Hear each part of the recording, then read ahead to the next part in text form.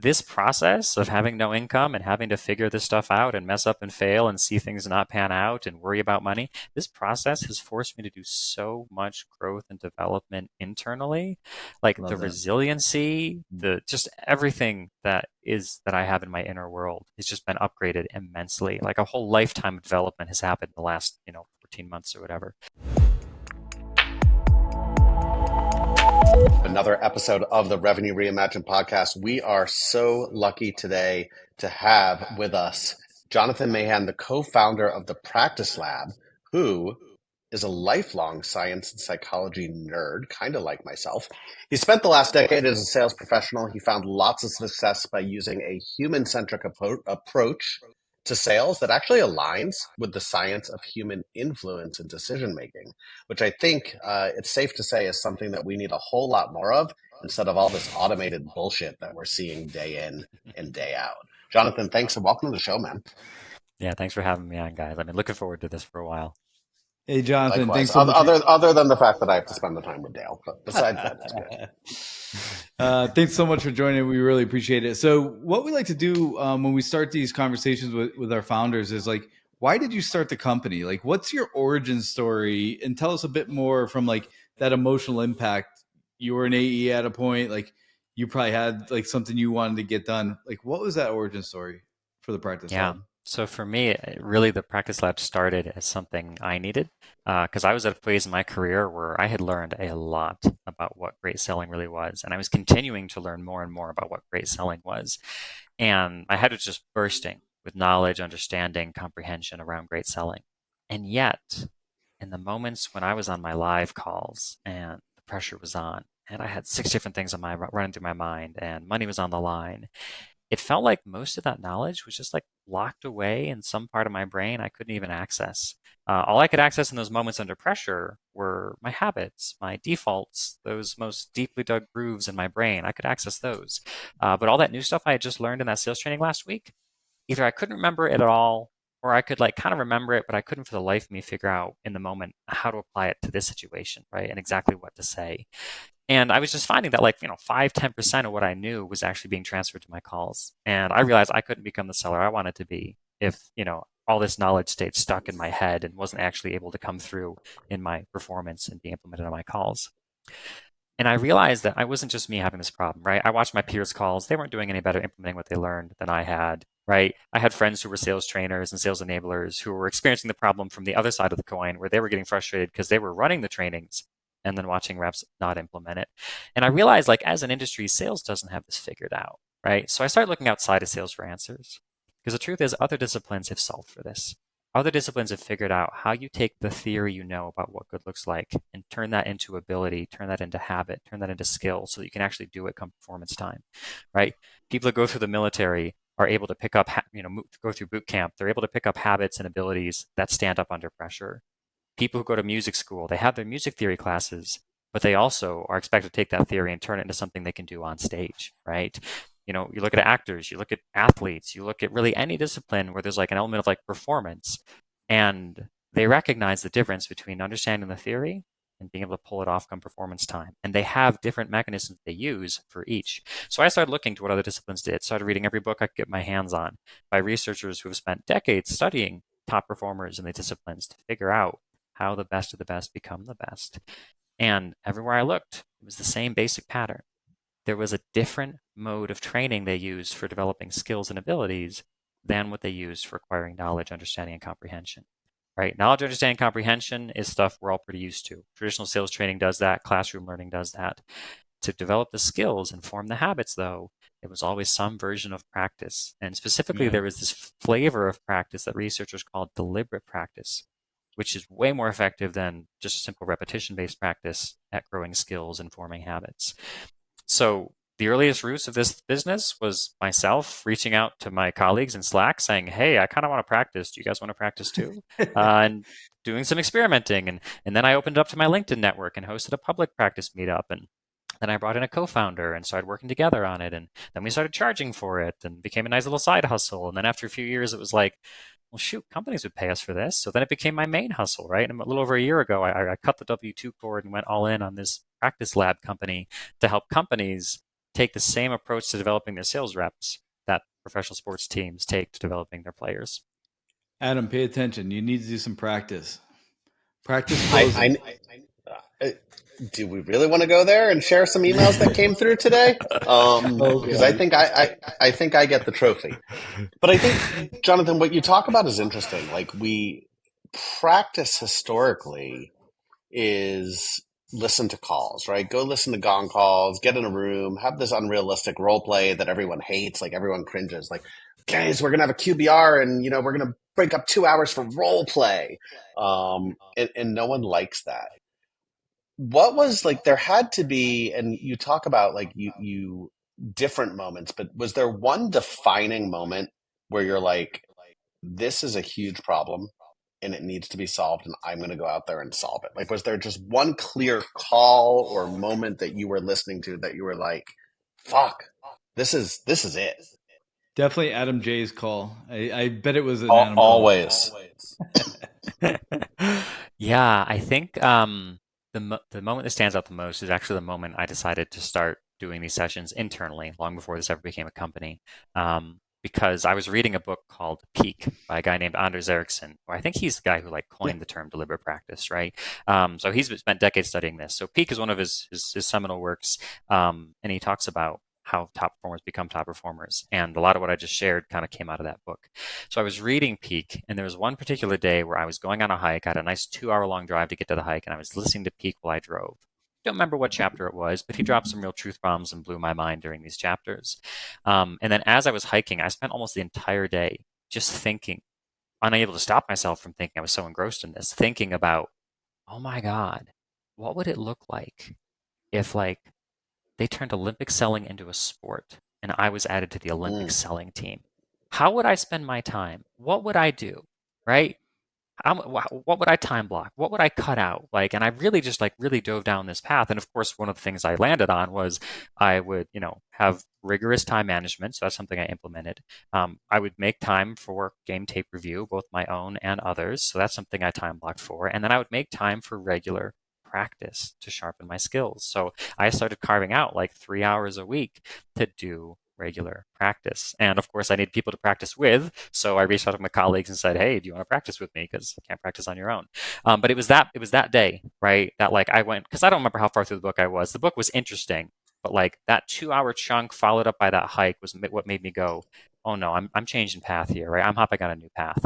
I'm going from just being the AE who just like shows up every day, does my best, goes home, and repeats day after day after day, and really applying more intention and focus to this." And again, that was a thought exercise I went through with myself. If I was on the Olympic selling team, how would I spend my time? And yeah, practice was a big part of that. So that's what set me down the path initially. And then after that, it was just a series of, small moments where, every time we ran a session and got great feedback, or every time we learned something about how to do practice better, it just kind of moved me closer and closer to eventually having the nerve to, cut the cord and go all in. So it's super interesting what you were saying earlier, like how your origin story, how you started the company, because it was like you were just kind of doing the work as you were going through the process. Um, I'm sure there were a lot of people as you were like, I'm going to cut the cord and go to W-2 that gave you advice, like go do this, go do that. What's some commonly held advice that you got that you're like, I'm not dealing with the way you guys do that in best practices, and ignored it and like did your own thing? So I can tell you the advice that I ignored. I can't say for sure if that was the right thing to do or not, but I can tell you the Okay. advice I ignored. I don't know if it's like a right or wrong way to do it. I think it's about personal preference, but the advice I ignored was to like have paid clients lined up before you quit your day job, right? To have your offering dialed in and your messaging dialed in, and again, have paying customers and at least a portion of your income replaced before you dive in. I ignored that and I dove in, by conventional wisdom way too early. And it's been a Burn the rough first bridges. year, right? Yeah, yeah, yeah. And what comes with that is that it has been a rough first year financially because I've had to do all this figuring out of like what is our offering and who is our persona and what are our prices and what's our messaging and what's our sales motion. I've had to do all of that while I have no income coming in, and it's a bit more stressful to figure that stuff out when you have no income than when you got a day job and you can figure that stuff out a little Right. more patiently. But it makes So you the like advice. get there faster, right? You're going to get there a lot Yeah. faster if you have to, like, if you burn the bridge. No, for sure, you get there a lot faster, and then you also have the opportunity to do so much more inner work.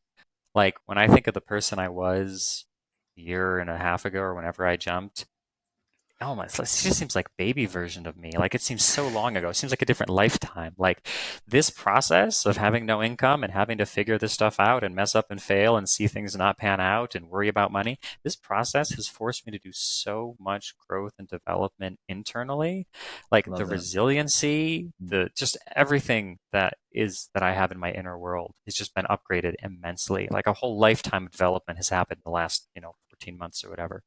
So if you're the type of person who like already likes who you are and just kind of wants smooth sailing, then follow the advice of don't jump until you've already got your offering figured out and some paying clients coming in. If, however, you love the idea of upgrading who you are and becoming a better version of you, and you like the idea Mm. of, figuring this stuff out more quickly, then yeah, jump early. It'll be a very difficult experience. There will be times when you wish you hadn't jumped early, but at the end of the day, you're probably going to be glad you did because, again, you'll get to your destination faster, and you'll also become a much, much more upgraded version of yourself from doing it. Yeah, I couldn't agree more, and I think we did the same thing, right? I don't think we necessarily waited till we had a bunch of paying clients um, to start a No. business. If you wait until you're ready, you're never going to be ready. Um, but we talked a little in the intro, excuse me, about a human-centric approach to selling. And I think, this is getting a lot more attention now with Google and Yahoo, changing some of the email rules. People are suddenly starting to be like, oh, like I can't do these mass cold emails that you shouldn't have been doing to begin with. But I think human centric goes a bit deeper, a lot deeper than, oh, you need to make a personalized email. Talk to me about kind of, what you do at the practice lab and that human centric approach and like how you feel as both someone who teaches people how to do this, but also a founder who's probably getting pitched all day long to buy shit. What human centric means. If I were to just slap a really simple definition or even like litmus test on it, I'd say human centric forms of selling are the forms of selling you'd be comfortable implementing on your friends, colleagues, and family. If there's something you're doing in your selling that would feel really icky and appropriate and weird to do to a family member who maybe was in the market for what you offer, then don't do it to your buyers. If there's a sales technique you're being taught that if you, again, you tried it in a real life conversation, it would just make the person slap you and walk away and you'd lose that friendship. Don't do it in a sales environment, right? Because here's the interesting thing in our work, a lot of what we do is we don't just teach people simple sales techniques, right? We actually work on upgrading the hardware that is their brain and equipping them with skills and mental abilities they don't have right now that they need to be great sellers. And when we work on people in that way, what people consistently report is that their interactions and conversations in other areas of their life become so much better too, because what we're working with them on is not a way to twist the knife in someone's wound, right? And like to, irritate the pain. We're not teaching them strong arm techniques. We're not teaching them manipulation techniques. We're teaching them deep, attentive, active listening. We're teaching them Mm. to have a heightened sense of empathy, to be able to intuit the emotions and the lived experience of others. We're teaching them how to read body language and pick up on nonverbal cues. We're training their brain to become more curious. A curious brain is one that isn't just notice what's being said, right? That's listening, but a curious brain notice what's not being said.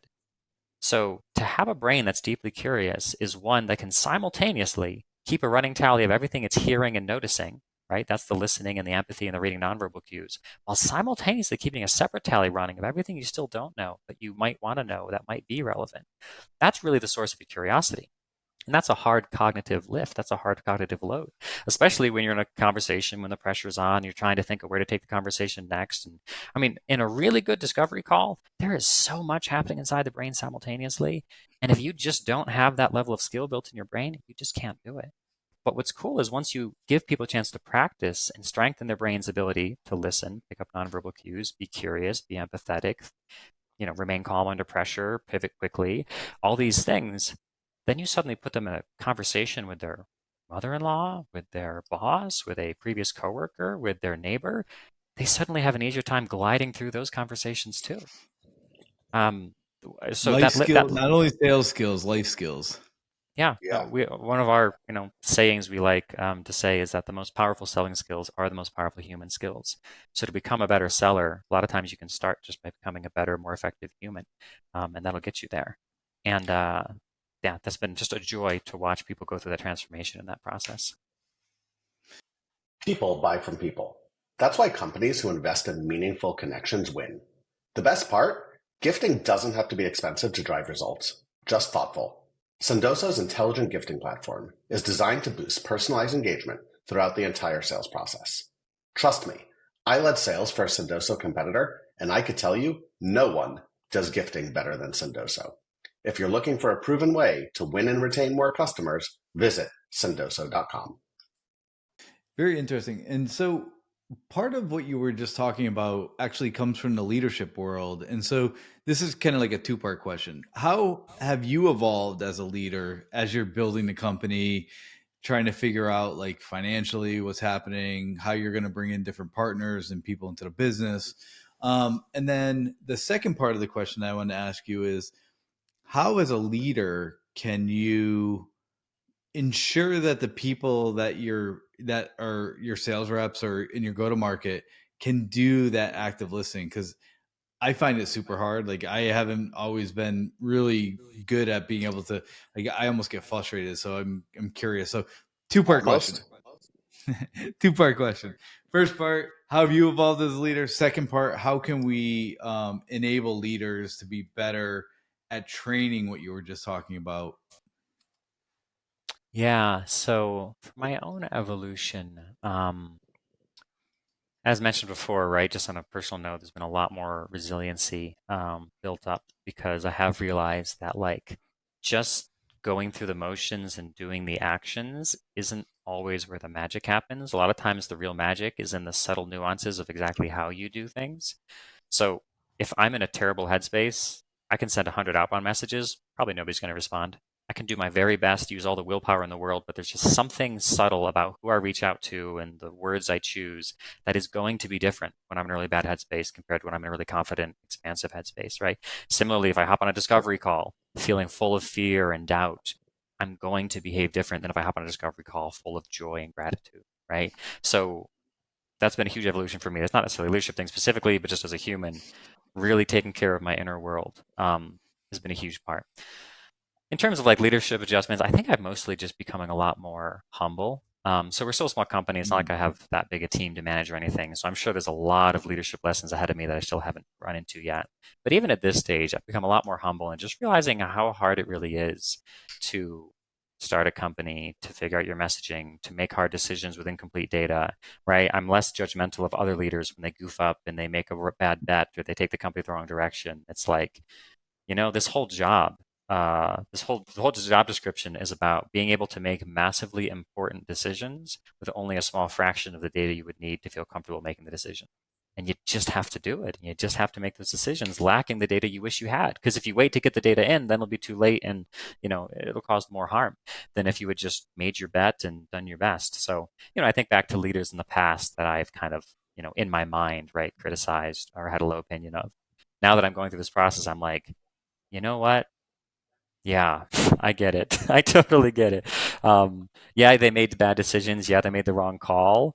But like, that's just the nature of the job, man. You've got to make decisions with incomplete data, and you're going to make the wrong call a lot. So yeah, so a lot more humility.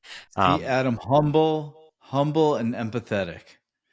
I That's just want you me. to maybe we could practice this through the practice lab for you. Maybe we can get you some humbleness and some empathy.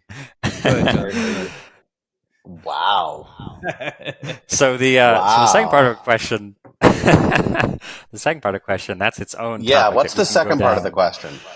The second part of the question is how, as leaders, how can we train our reps, our go to market, all those the people that are in that space to get into the active listening and go through that practice? Because I've tried it for a long time on some people, and I'm like, this isn't just going to work. Like, is there a time you just kind of are like this, like banging your head against the wall? Yeah, I'm going to zoom out a bit first and then maybe zoom back in, Sure. because really the question is for any of these foundational skills and abilities you need people to have. how do you equip them? So listening is one example, but again, I'd say staying calm under pressure is another example, and I would say that curiosity is another example. Reading body language, right? All those are different foundational skills people need to have, and they're really, really important skills because in the absence of having those skills, it's going to be very difficult for your reps to actually implement the kind of great selling that they're being taught in a course or via a sales training company, right? Because, while everyone has their own different flavor on it, generally speaking, any sales trainer is going to be teaching pretty similar concepts about doing deeper discovery Sure. and better listening, being more consultative, right? The main themes are all the same. Um, and in order to do that, you need to have these mental abilities. And if you don't have these mental abilities, then you're only going to be left with one of two options. Either don't implement what you learned at all and just keep doing your thing the way you've always done it, right? Or force yourself to implement it through sheer force of willpower and sticky notes on your desktop. And it comes across as kind of forced, inauthentic, wooden, not always appropriate to the right Yep. situation. And it's probably better to do it in a forced way than to not do it. But it's honestly not that great because when you do it in a really forced way, yeah, you ask good questions, you get good information, but the buyer senses the authenticity. The buyer feels like they're being sold to. The buyer closes off, their guard goes up, rapport goes down, credibility goes down. And that's actually not a great place to be in when running a sales process. So, yeah, you ask the med pick questions, good for you, but in the process, you torched your credibility. Ugh. So, in the end, you're not in a great place. Who's the So that's who's the decision maker? yeah. Hold on. What are Next question. Who's the what are your economic? decision criteria? Yeah. Yeah. Well, yeah. What's your what? Do you have budget? Yeah. Yeah. So, but again, in the absence of having these skills, these mental abilities, they don't have the choice to implement it beautifully, smoothly, the way the trainer wants them to be implementing it, the way the manager wants them to be implementing it. Because to do that requires a tremendous amount of mental abilities. Let's think about just discovery for a minute. On a good discovery call where someone's doing really good, deep consultative selling, what do they have to be doing in their brain? Well, they have to simultaneously be doing really good listening, really hearing everything that's being said, understanding what's being said, monitoring like the words they're using and trying to figure out when you say that word, does it mean the same thing to you as it means when I say that word? Like, really just good deep listening. They've also got to be monitoring for nonverbal cues, right? They also got to be, I don't even know what the word is for it, but practicing that empathy muscle of saying, okay, if I was this person going through this lived experience, how would it feel for me? What would it be like? Right? Mm. That's another element too of empathy. Then you've also got to be paying attention to the time, how much time has gone by, and keeping a track of what did I want to accomplish in this call and what do I still need to accomplish in this call. You've got to be thinking of what direction you want to take the conversation next. Once you know what direction you want to take the conversation next, then you've got to be thinking of the exact question or phrase you'll use to turn the conversation. Half the time, once you have something planned, the buyer will say something that changes it, and you have to throw that away and think of something new, right? A new direction, because you have to adapt to what's in front of you. Then once you finally get to a point where you're like, okay, I'm planning to take the conversation here. The buyer stopped talking. Now is my chance. Then you actually have to deliver that question or statement in a really effective way with good wording, but also with good nonverbal cues, right? You don't want to have resting bitch face when you're asking these questions. You got to pay attention to that aspect of things. All of Yeah, these Dale. things are happening in your brain at the same time. That is really freaking difficult to do. Add on top of it, there's money on the line, your commission's on the line, your job security is on the line. You don't have a lot of opportunities in your pipeline, so this one's really got to pan out. Add on top of that, you've got a buyer who just by default is kind of closed off and mistrustful of salespeople. You got a buyer who's already been through 6 discovery calls and doesn't really want to be there. That doesn't help. To actually do really great consultative selling takes a tremendous amount of mental skill. And if you don't have that mental skill, learning a framework or an acronym isn't going to change anything. Again, all you're going to have the choice to do is don't do it at all or do it in a really forced, awkward, wooden way. Neither of those are great options.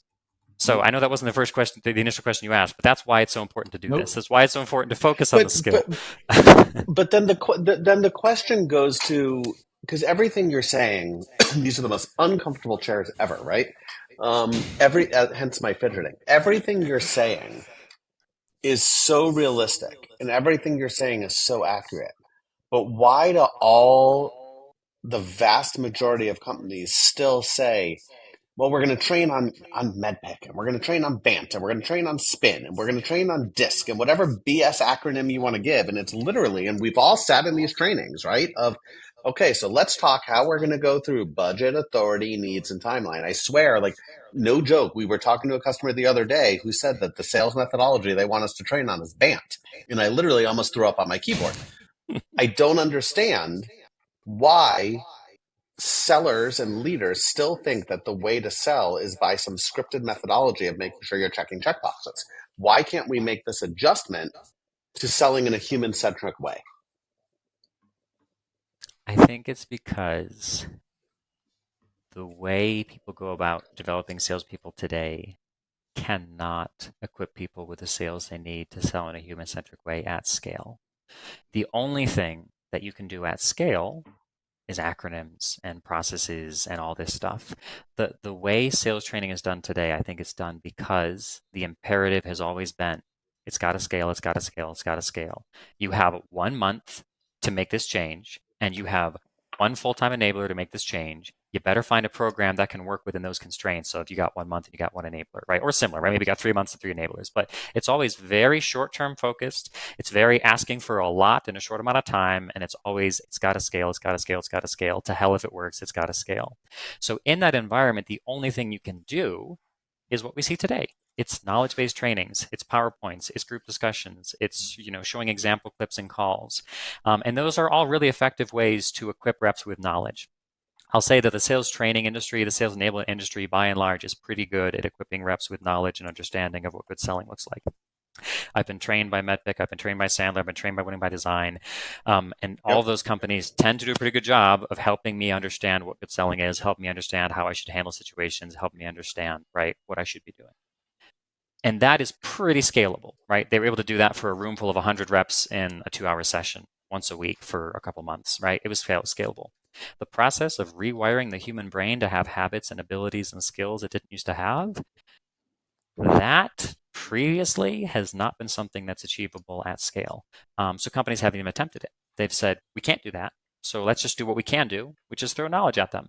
And a certain number of the reps are going to come to the table with their own EQ and mental skills, and they'll be able to implement it, and that'll be a win for us at least. But no one's really attempted trying to grow the skills. Or if they've attempted it, they've given up early because it hasn't worked out for them. So Sure. yeah, that's my answer. It's because of the need for it to scale, and the fact that the tricks of the trade, the tools that trainers and enablers are familiar with, can't grow skill at scale. So they haven't even tried. 100%. Love that. So at Revenue Reimagined, we believe in giving more than receiving. You've been gracious enough to give back to the audience. Adam loves this part of the show. What would you like to give out to My the audience? favorite. Yeah, so there's a specific resource that I can give away. Honestly, I'm also willing to even just spend some time with folks, because I've spent this whole episode kind of teeing up how important skills are and talking about how traditional training doesn't grow skills. I'm sure everyone listening to this right now is wondering, well, what the hell do you do then to grow skills at scale, right? And that is part of what my company does. That's part of our value prop. But honestly, even if you aren't like in the market to buy my stuff, I really enjoy nerding out about this stuff. So if you're listening to this episode now and you're wondering, how do I equip skills, habits, mental abilities at scale, I am happy to share with you what I've learned in the last 3 years of studying this, even if it's not a sales opportunity. Happy to share what I've learned. I enjoy this stuff. But there's also a specific resource too that I can give, which is I've actually created, along with my business partner, a kind of like done for you practice in a box digital kit for a deliberate Oh, practice nice. session you can run with your team that implements or that includes all the principles of deliberate practice that we learned from studying athletes, which can actually help your reps to form the skills and habits they need to respond more effectively to tough objections. Those like late stage objections where a deal is on the line, we found that like the moment after a rep hears the objection, the next like 2 minutes are probably the most pivotal 2 minutes in the entire sales process. Mm-hmm. Because when you hear that objection, they say, hey, this is going to have to get pushed back until middle of next year, or hey, we went with the competition. If you respond back with an immediate rebuttal, an immediate counterpoint, an immediate attempt to overcome the objection using the battle card that your enablement team provided you, it's almost guaranteed it's not going to work, because any buyer who's ever been through this process before knows what to expect when they bring up an objection. They know the salesperson is going to try to change their mind. They've armored up, they've raised the defenses, they've closed off their mind to any attempts to influence them.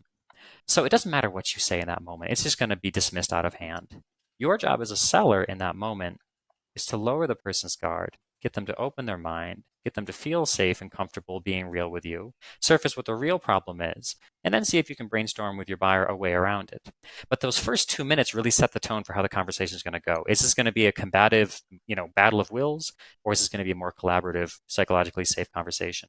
So we've got this exercise you can do with your team that trains them in the skills and habits they need to handle that moment effectively. And again, it's done for you, ready to go. There's some training videos baked into it, instructions, the slides, everything you need is there. So all you need to do is open up the blueprint, maybe familiarize yourself with it for 30 minutes, then you can go run it with your team later that same day. So anybody who wants that exercise so they can experience this deliberate practice approach, this human-centric selling approach, just email us. Email us. Hello at thepracticelab.co. .com goes Sweet. somewhere else entirely. So this is .co, thepracticelab.co. Email us. We'll hook you up with that blueprint. You can do a deliberate practice session with your team. But again, also, if you just want to like talk shop a bit and hear more about what we've learned about how to grow these skills that are needed for human-centric selling, happy to nerd out, share my thoughts, not even make it a sales call. I enjoy this type of stuff. So go ahead and email me if you're interested. Awesome. I love it. All right, let's do some rapid fire as we wrap up. If you weren't in tech, you can't do anything in tech, what profession would you be in? So honest answer, I would be doing something to try to fight climate change, probably in the agriculture sector, Nice. because I have a very strong preference for my kids growing up on a planet capable of supporting human society, and I want to do what I can to make that more possible.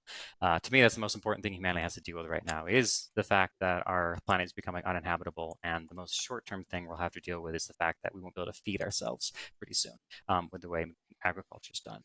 And that would be something I'd be very interested in. Now, I have no background there, no credentials, no training. No one's going to hire me to do that. I don't even know if I could help or not, because I don't even know. But that's something that's long captured my attention. I've been like, that seems like important work. Somebody should probably do that.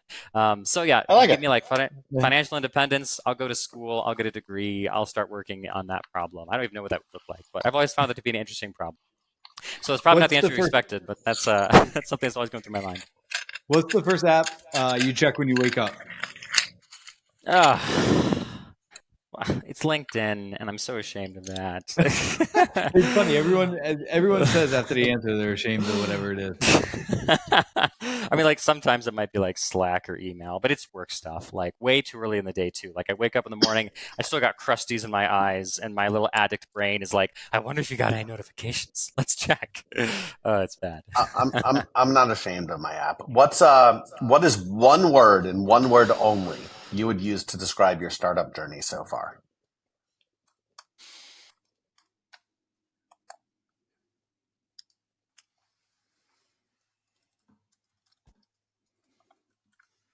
Growth.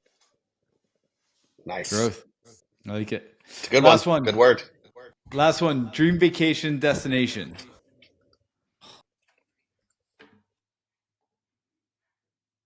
I've always felt like the Galapagos Islands would be a pretty cool place to go. New Zealand too. So I'm a big like Lord of the Rings fan and fantasy fan. They film a lot of films down there, so it'd be pretty cool for my little nerd heart to go down there and be like, "Oh, I'm in the same mountain valley they filmed this movie in," or something. So actually, I'll say New Zealand would be like number one New top pick Zealand. for me. Love it. Nice.